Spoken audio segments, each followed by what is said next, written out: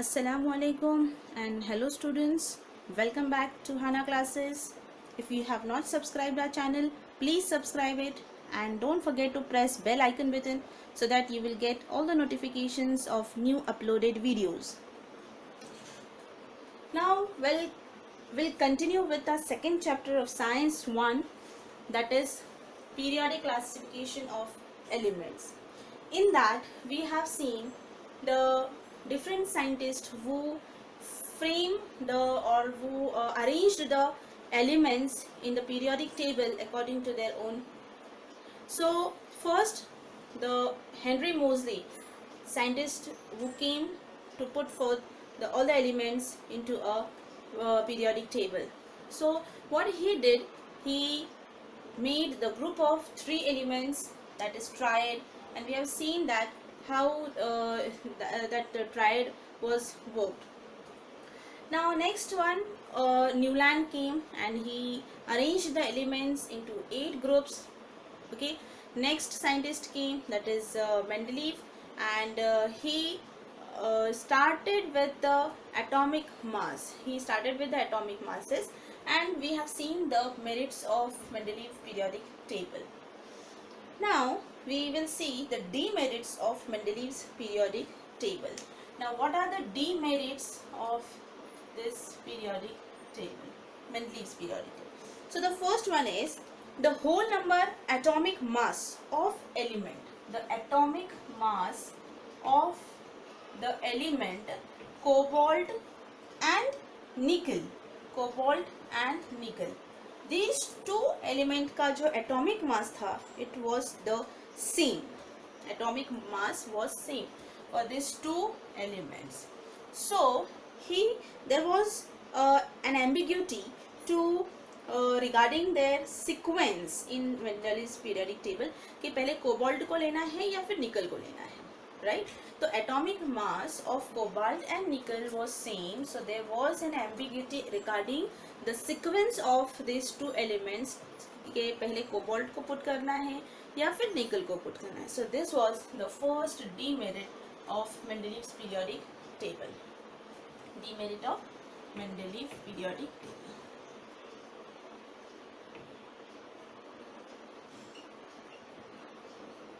ठीक है. So the first demerit was the whole number atomic mass of cobalt and nickel is the same, therefore there was an ambiguity regarding their sequence in Mendeleev's periodic table. Now the second one was the isotopes, regarding isotopes. What do you mean by isotopes? Yes, isotopes means the elements which have the same chemical properties but different physical properties.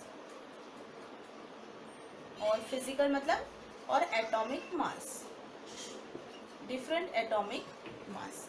So isotopes are those elements which have same chemical properties but they have different atomic mass. So isotopes were discovered long time after Mendeleev's put forth the periodic table. An isotope have the same chemical property but different atomic mass. A challenge was posed in placing them in Mendeleev's periodic table.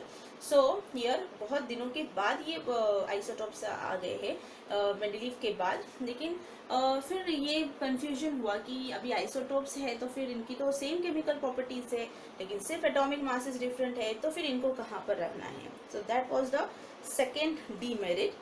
Third demerit was when elements are arranged in an increasing order of atomic masses, the rise in atomic masses does not appear to be uniform. जैसे increasing order में लगाया है, increasing order of atomic mass.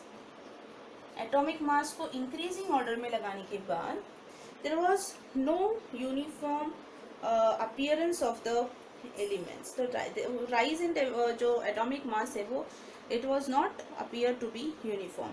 It was not possible therefore to predict how many elements could be discovered between two heavy elements. तो यानी suppose मान लो कि अगर किसी का 25 है तो आगे का डायरेक्टली 30 वाला इंक्रीजिंग ऑर्डर में ही है, लेकिन 30 वाला नंबर है यहाँ। तो इनके बीच में जो नंबर्स है 26, 27, 28, 29, तो ये वाले कब डिस्कवर होंगे और कैसे डिस्कवर होंगे ये कुछ पता नहीं था, वो हम प्रेडिक्ट नहीं कर सकते थे।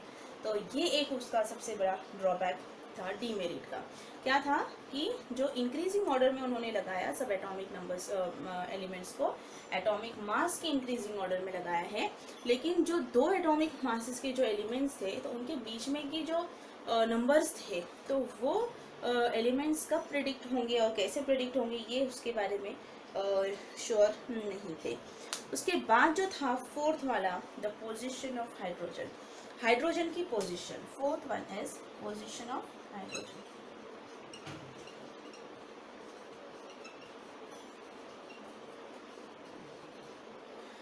पोजीशन ऑफ हाइड्रोजन मतलब कि यहाँ पर hydrogen show similarity with halogens, halogens की जैसे सिमिलैरिटी बताता है hydrogen. For example the molecular formula of hydrogen is H2, जो मॉलिक्यूलर फॉर्मूला है हाइड्रोजन का वो H2 है मॉलिक्यूलर फॉर्मूला। और ऐसे ही क्लोरीन ब्रोमीन का भी molecular formula Cl2, Br2, I2, ये ऐसा ही है ना। तो ये chlorine bromine iodine and fluorine ये सब कैसे है, ये हैलोजेंस है। तो ये हाइड्रोजन की सिमिलैरिटी किससे हो रही थी, वो हैलोजन से होती है। तो इस वजह से यहाँ पर ये प्रॉब्लम आया कि हाइड्रोजन को हैलोजन के ग्रुप में रखा जाए या इसको अलग ग्रुप में रखा जाए। अच्छा, ये इसकी प्रॉपर्टी अल्कली मेटल्स की जैसी भी है, यानी कि सोडियम पोटाशियम इनके जैसी भी इसकी प्रॉपर्टी हाइड्रोजन की, क्योंकि ये हाइड्रोजन ये सोडियम के साथ में भी मिलता है, सोडियम क्लोराइड, सोडियम हाइड्राइड। तो इस तरह से जो इसकी प्रॉपर्टी है हाइड्रोजन की, ये दोनों की तरफ होती थी। एक तो हाइड्रोजन की प्रॉपर्टी हैलोजेंस की तरफ भी हो रही थी और दूसरी ये अल्कली मेटल्स की तरफ भी हो रही थी। तो इधर एक बहुत बड़ा मसला था, एक बहुत बड़ा प्रॉब्लम ये था कि हाइड्रोजन को हैलोजन में रखें या हाइड्रोजन को अल्कली मेटल्स में रखें। So this was the fourth demerit of Mendeleev's periodic table. Okay, so here we have seen the demerits of Mendeleev's periodic table. 4 demerits are there. First is regarding atomic mass of cobalt and nickel, as the atomic masses of cobalt and nickel are same, so there is an ambiguity regarding their places to where to put first cobalt or nickel. That was the first demerit. Second was regarding isotopes. Isotopes means they have same chemical property but different atomic masses. So because of the chemical property he was confused कि सबसे पहले हम कौन सा वाला रखें, क्योंकि chemical property तो same है but atomic mass different है, तो that was the issue. And third one is increasing order of atomic mass. He kept all the elements into increasing order of their atomic masses, but जो दो heavy range के जो elements थे heavy atomic mass के, तो उनके बीच में के जो एलिमेंट्स हैं वो डिस्कवर्ड नहीं हुए थे और उसको प्रेडिक्ट भी नहीं किया जा रहा था कि यहाँ पे ये एलिमेंट्स हो सकते हैं। So that was the third periodic table. दो उसने इंक्रीजिंग ऑर्डर में ही लगाया, लेकिन जो बीच का जो गैप है, जैसे मैंने एक एग्जांपल दिया कि अगर किसी का एटॉमिक मास 25 है और नेक्स्ट वाला 30 वाला है, बीच के नंबर्स ही नहीं है, तो वो वाले एलिमेंट्स को प्रेडिक्ट नहीं कर रहे थे कि वहाँ पर वो एलिमेंट्स आ सकते हैं। So that was the demerit. And fourth one is the position of hydrogen.